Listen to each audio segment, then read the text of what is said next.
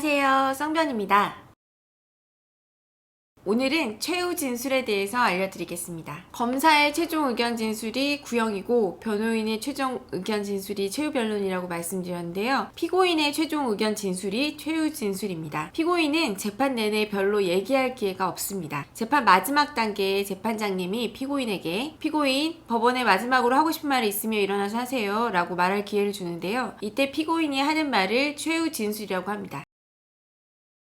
피고인들이 많이 물어보는 질문 중에 하나가 반성문 탄원서 어떻게 써야 하나요? 하는 것과 최후 진술 뭐라고 얘기해야 하나요? 하는 것입니다. 형사재판을 잘 모르는 사람 입장에서는 뭐든 정말 조심스럽고 내 말실수 때문에 뭔가 잘못될까봐 걱정스럽겠죠. 근데 변호사인 제 입장에서 보기에는 그냥 판사님한테 죄송합니다. 다음부터는 이런 일이 없도록 하겠습니다. 제 사정이 이러이러하니 선처 부탁드립니다. 이런 내용이면 되는데 이런 걸 왜 변호사한테 물어보지? 라는 생각이 들기도 합니다. 변호사는 사실 법률적인 도움을 주는데 특화된 사람이라서요. 변호사인 제 생각에는 반성문이나 탄원서, 최후 진술의 내용보다는 법정에서의 진지한 진정성 있는 태도가 더 중요한 것 같습니다. 예를 들면 최후 변론할 때 웃으면서 아이 죄송합니다. 선처 부탁드립니다. 이렇게 말씀하시는 분들도 있었는데요. 재판장님이 피고인은 이 재판이 별게 아니게 느껴지나 봐요 라고 쓴소리를 하셨어요. 별로 반성하지 않는다고 실형이 선고될까봐 선고 날 때까지 얼마나 걱정했는지 모릅니다. 다행히 집행유예 판결이 선고됐지만요. 이 법정에서 최후 변론할 때 화를 내는 피고인도 있는데요. 그렇게 화를 내면서 말한다고 해서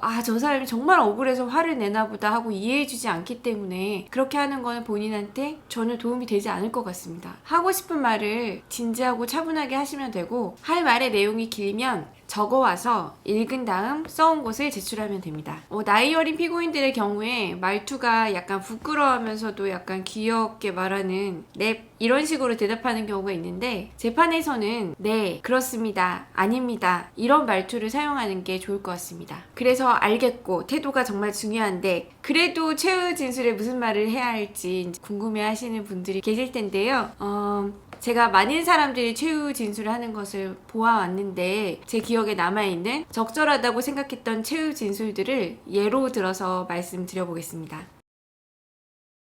먼저 자백하는 경우에요. 정말 죄송합니다. 자꾸 술 때문에 문제가 생기는데도 또 술을 마셔서 이런 행동을 하고 재판까지 받게 된 제 자신이 너무나 부끄럽습니다. 앞으로는 정말 술을 자제하고 이런 일이 생기지 않도록 조심하겠습니다. 정말 죄송합니다. 다음으로 정식재판 청구 사건에서 무죄를 주장하는 사건을 예로 들어보면 제가 장사를 하고 있어서 차라리 벌금 30만 원을 내고 말지 재판을 받는 거는 오히려 손해가 됩니다. 그럼에도 제가 정식재판을 청구한 것은 저런 사람이 거짓말한 것 때문에 제가 벌금을 낸다는 것을 도저히 그대로 받아들일 수가 없었기 때문입니다. 사실이 아니니까요. 저는 정말 저 사람 몸에 손을 대지 않았습니다. 재판부께서 잘 판단해 주시기 바랍니다. 다음으로 무죄를 주장하면서도 선처를 구하는 경우에는 이렇게 얘기하시는 분들이 있었어요. 저는 정말 보이스피싱 관련 일이라는 것을 전혀 몰랐습니다. 그렇지만 저의 무지로 피해를 입으신 피해자분들께는 정말 죄송합니다. 앞으로는 이런 일에 개입되는 일이 절대로 없도록 하겠습니다. 죄송합니다.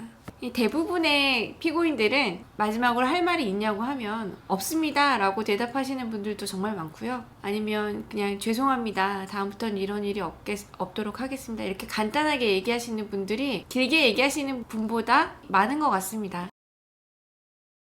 어떤 피고인의 최후 진술은 변호인의 최후 변론보다도 훨씬 더 사람의 마음을 움직이는 것 같습니다. 정말 억울해 보이는 사람의 최후 진술은 재판부로 하여금 마지막까지 신중에 신중을 기해 판단하게 하는 어떤 힘을 가지고 있는 것 같습니다. 재판부도 사명을 갖고 사건을 제대로 판단하려고 노력하기 때문에 피고인이 억울할 수도 있겠다라는 느낌이 들면 아무래도 더 신중하게 판단하려고 하겠죠. 근데 그렇다고 해도 그런 최후 변론을 어떻게 연기로 할 수 없고 또 이걸 열심히 준비한다고 해서 그렇게 사람의 마음을 움직일 수 있는 최후변을 할 수 있는 것도 아니기 때문에 다만 피할 수 있는 거는 두서없이 같은 내용을 반복해서 말하거나 사건하고 관계없이 장황하기만 한 최후 진술을 하게 되면 재판부가 이제 그만두고 싶다라는 생각이 들 수 있기 때문에 진심을 담아 하고 싶은 말을 1분 이내로 간단하게 한다는 정도로 생각하시고 준비하시는 게 좋을 것 같습니다. 오늘 영상은 여기까지입니다. 다음 영상은 속행 또는 선고 연기,